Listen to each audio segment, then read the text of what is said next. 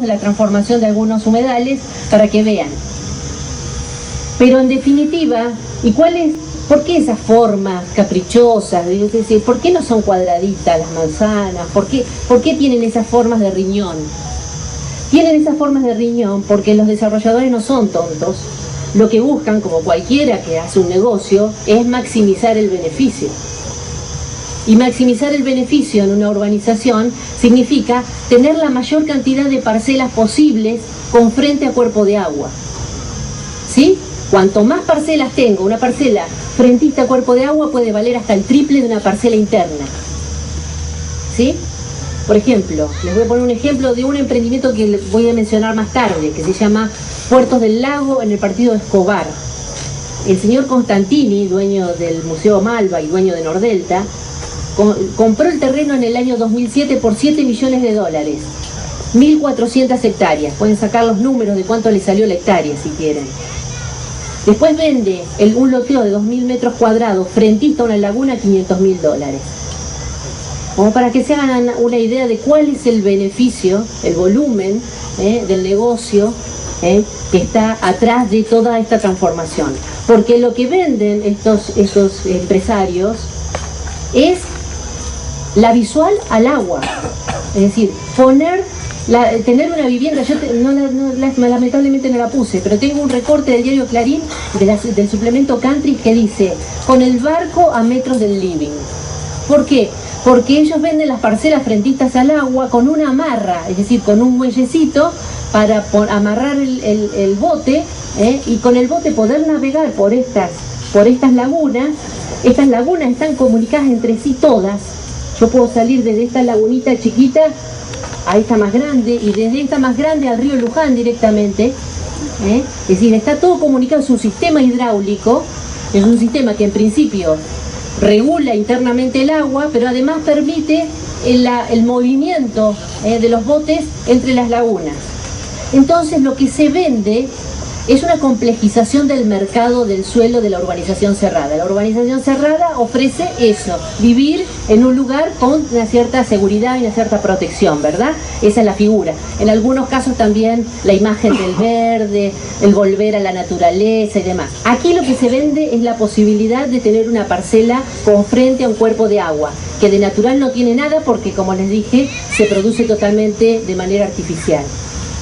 Y la posibilidad de acceder a un cuerpo de agua abierto, como puede ser el río Luján, y del río Luján al Paraná de las Palmas o al río de la Plata, desde la propia vivienda. ¿Sí? Para que entiendan. Bueno, se localizan en predios que, en el caso de la otra característica, están por debajo de la cota o de la altura 7,50 sobre el nivel del mar.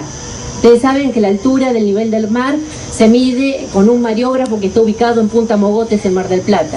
Esa es la referencia para todo el país. Cuando se dice el nivel del mar, el Aconcagua está medido en relación a Punta Mogotes, para que entendamos, ¿sí? Todas las alturas del país están ajustadas a ese valor. Bueno, están ubicadas todas por debajo de esa altura de 7,50. Acá, después les voy a mostrar en otra foto un detalle quiero mostrarles. Bueno, su construcción implica una profunda alteración de las características morfológicas naturales, digamos, para alcanzar el nivel del piso habitable, es decir, si están por debajo de la cota de inundación, tienen que sobrelevarlo todo lo que se les exija para no inundarse, digamos, ¿no?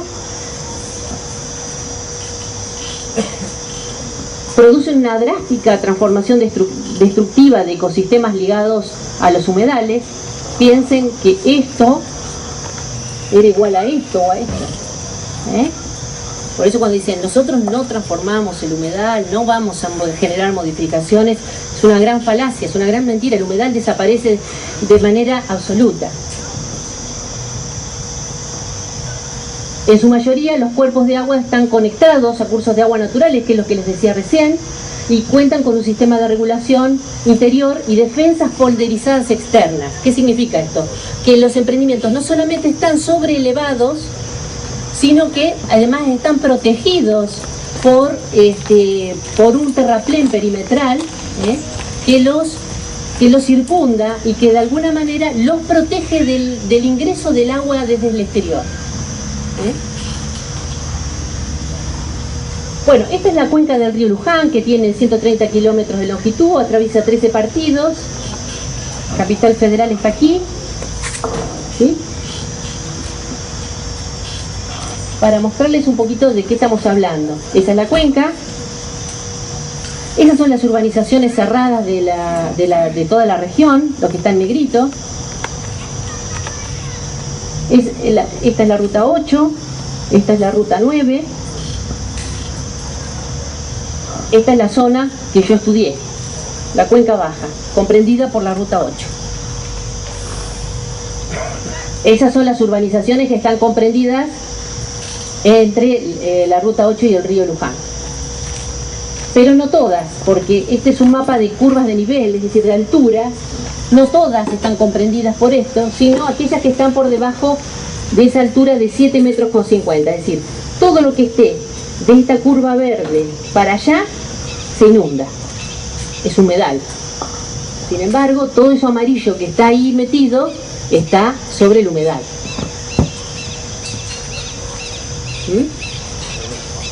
Ahí lo ven mejor. Todo lo que está acá adentro de esta curva amarilla se inunda. Esto es Nordelta, esto es Villanueva, esto es Puerto del Lago, esta es una urbanización que se llama San Sebastián, etc. Bueno, esta es una urbanización típica, San Sebastián, 1100 hectáreas. Después vamos a ver unas fotos de la época de la inundación para que vean cómo la urbanización no se inunda y todo lo que está alrededor sí. Ahí está, fíjense, esto es lo mismo que acá. Este es el río Luján. 9 kilómetros de costa comparte con el río Luján. Uno se preguntaría, ¿por qué una urbanización privada se puede apropiar de un curso de agua natural que nos pertenece a todos como sociedad? Esa es una buena pregunta. Este es el río Luján, está vista desde otro lado. Este es el río Luján y esta es la urbanización. El único sector que tenía altura para construir es este, pero a ellos no les interesa lo que está al lado del río, porque ahí pueden meter la draga, sacar todo el material, poder producir las lagunas y con el material de las lagunas producir el suelo a partir del cual van a generar las parcelas. Bueno, nada, yo esto no se los voy a contar porque no tiene mucho sentido, pero lo que quería decirles es que este es el procedimiento para aprobar una urbanización. Empieza con el municipio, después sigue con un estudio de aptitud hidráulica, la evaluación de impacto ambiental, si tiene los servicios o no, etcétera, etcétera. Después, bueno, siguen con otras etapas. Cuando termina con esta etapa de convalidación técnica final, recién pueden subdividir el suelo y venderlos. Este sería un procedimiento, por eso lo llamo el deber ser. Así debiera ser. En realidad, estas empresas actúan al revés.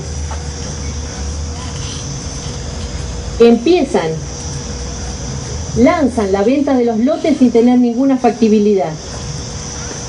Forman el fideicomiso para producir el suelo. En el año 2000 inician las obras de dragado y movimiento de suelos. En el año 2007, como suele pasar, a partir de una denuncia de una organización no gubernamental, ante la justicia toma cartas en el asunto y paraliza las obras. Pero mientras tanto ellos ya habían empezado a hacer lo que tenían que hacer acá al final, que era vender el suelo. ¿Sí? Es decir, lo que ha primado en todo este tiempo es una política de hechos consumados. Es decir, el Estado, cuando las cosas ya están hechas, ¿qué terminan haciendo? Las avala. Empiezan con el movimiento del suelo, empiezan a vender las parcelas y demás. Ay, bueno, ya hicieron todo el trabajo de movimiento de suelo, bueno, está bien, ya está. Por lo menos así funciona allá, Acá también. Bueno. Fíjense que las aptitudes las obtuvieron recién entre el 2008 y el 2011, pero ellos habían empezado en el 2006 a vender las parcelas. Y no podían haber hecho nada hasta que no tuvieran todos los certificados de habilitación necesarios. Bueno, ese es el emprendimiento. Fíjense, esta es una imagen del año 2006.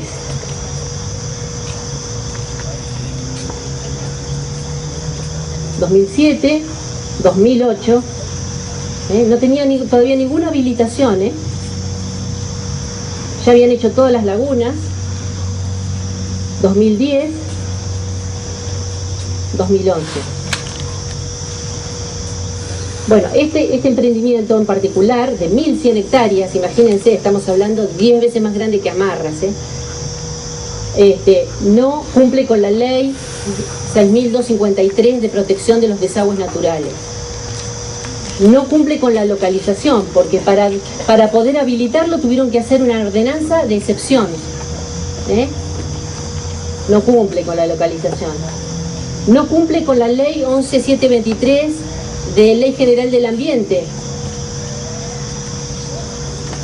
No cumple con la altura de la cota mínima edificable, que según la ley 6.254 es de 3,75, es decir, a partir de 3,75 uno puede pensar en edificar. Ustedes me dirán, bueno, pero ¿cómo edificaron? Por relleno. Es decir, la altura, el permiso, terminan obteniéndolo por rellenar el terreno. No cumple con la cota mínima y no cumple con ninguno de las formas, digamos, que hacen a la información ambiental y a la participación. Los humedales eran áreas protegidas en el municipio de Pilar, que está ahí al ladito. En el año 2012 sancionaron una ordenanza que decía que no se podía urbanizar en humedales. Ahora en junio de este año la derogaron, 2 años después. ¿Por qué? Porque había un emprendimiento, Vera Azul, que necesitaba de la derogación de la ordenanza para poder prosperar. Es decir, las normas se flexibilizan, a eso me refiero.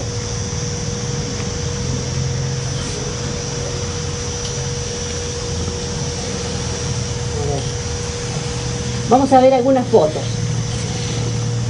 Esto es el emprendimiento Villanueva, que es tan grande que está compartido entre 2 municipios. Este también es Villanueva, entre Escobar y Tigre. Esto es Nordelta, que Nordelta tiene desde viviendas individuales hasta dormis, edificios. Esto es Puertos del Lago, en Escobar. Fíjense que la constante siempre es el agua. Esto es nuevamente Nordelta.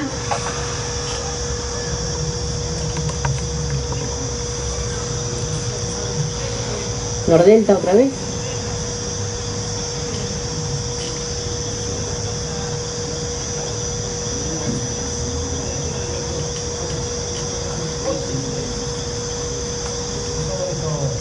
Esta es la que estaba en el inicio. Fíjense que las formas se repiten, son distintos emprendimientos, pero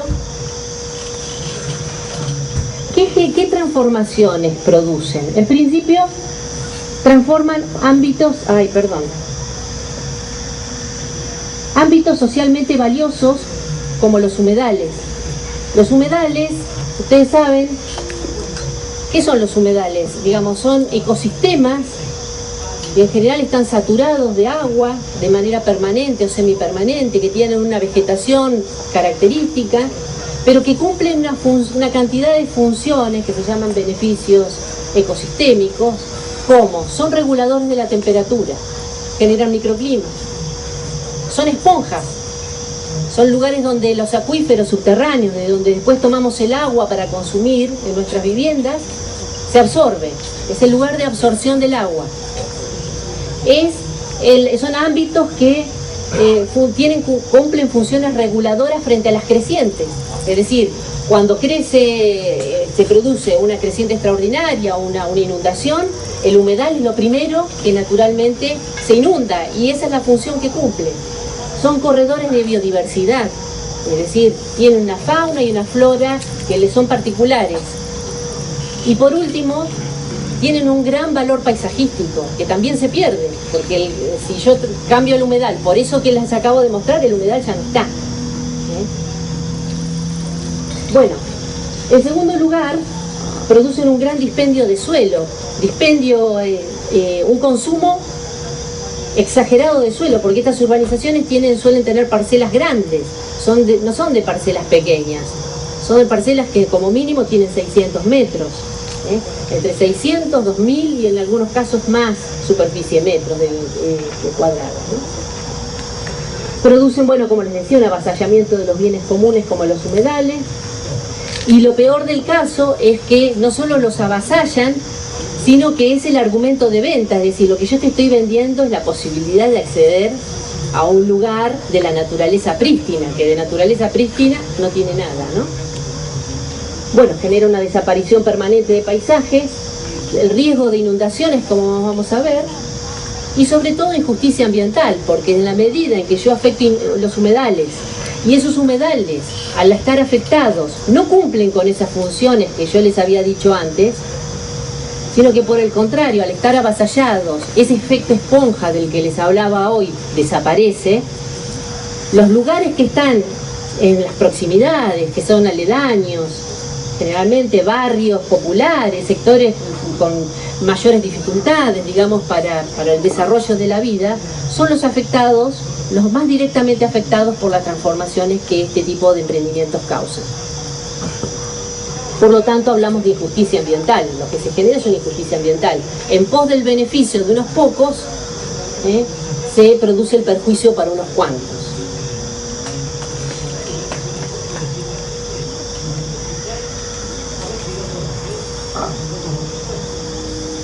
Bueno, esta es una draga tipo puesta en el humedal para sacar estos materiales. Miren, acá están produciendo una laguna de esas que yo les digo. Ustedes no me van a creer. Pero esto es un camión y al lado una pala que lo está cargando, para que vean el tamaño que tiene esto, el tamaño de la transformación, y la profundidad que esto tiene.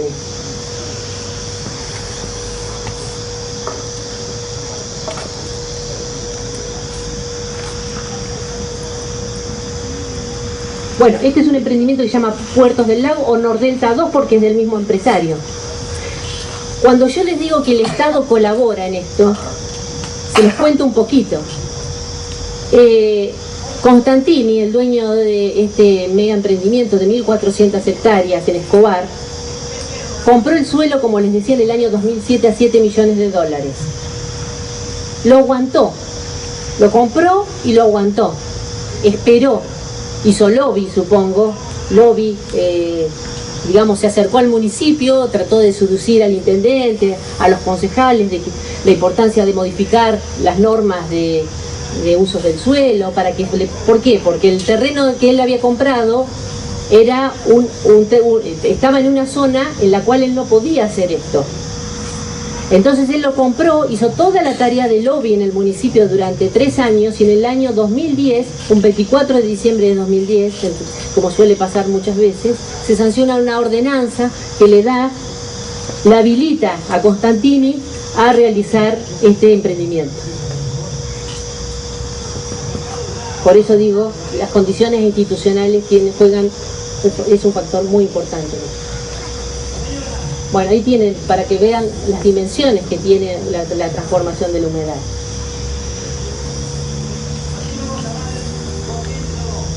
Lo mismo.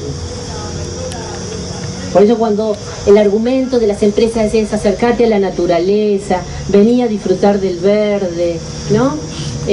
Recuperar tu relación con el agua y la naturaleza, es una falacia, porque para eso destruyen de una manera total un recurso estratégico como los humedales.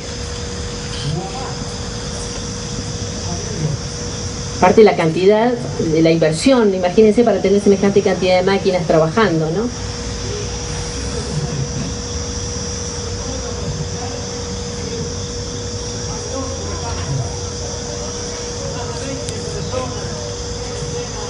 Bueno, acá hay una nota del año 2013, del año pasado, del 5 de junio del 2013, dice: denuncian en Escobar que un barrio privado los tiene con el agua al cuello.